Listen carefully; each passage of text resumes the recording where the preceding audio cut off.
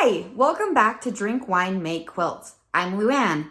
Here's a short video on the best way to fold fabric and how to cut fabric while quilting. Okay, when looking at quilt patterns, you're going to see a lot that they want 5 strips at 2 inches each, or whatever it may be. When they are talking about strips, they're talking about from one end of the fabric to the other. So when you look at fabric, at the end of each fabric is going to be the logo of maybe the brand of fabric it is, or in this case, where I bought the fabric. On this side, there's not any writing. If you just were to look at it up close, you can see the little dots. This is actually called the selvage of the fabric. And so when they're saying we want 6 strips of 2 inch each, they are talking from this end all the way to this end. So when folding the fabric, you want to fold it that way. As you can see here, my fabric is already folded in half. And so if I fold it in half again, I want to avoid putting selvage to selvage. I want to put the selvage to the part that's already folded in half, like so. Then if I want it to be even smaller, just so that I have less fabric to deal with while cutting, I'll do that again. One more time, bringing the selvage end up to our already folded end.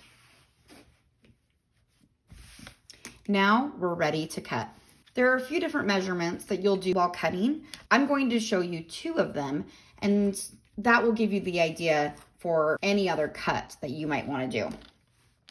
So we'll start with cutting on a whole number. When cutting, you always want to make sure you have a very straight line, that you're lining up on this line, because this line is straight. Once it's all lined up, let's say we want to cut at this 14. You're going to take your ruler thing, which we've decided in a previous video, I do not know the name of this, so I call it a ruler thing. And in that video, I suggested getting a see-through one. It is during this video that you'll see why it is most beneficial. As we line up on the 14, we want to make sure that we're about ready to cut the straightest line possible. We don't want anything crooked, even in the slightest. The straighter the line, the better for quilting. So what you want to do is not only line up down here, the 14, and line up here, but you also, using the see-through, you can do this, look through the ruler and you can see these lines lining up on lines. So as you make the cut, it will be a nice straight line. And while you're at the fabric store, to practice all this cutting, you will get yourself a new rotary cutter blade, and so that you're not dealing with what I just dealt with. The other cut that I'm going to show you is cutting at a 1/2 inch. You will find often in quilting that some cuts are 7/8, half, quarter, they're all over the place. Let it say that they need a 1.5 inch cut. The best thing to do is bring your fabric to the 1/2 inch. And if they needed 1.5, cut at the 13. However, if you're not wanting to move your fabric a lot because of the type of cutting that you've been doing, that's okay too. You can keep your fabric at the 14.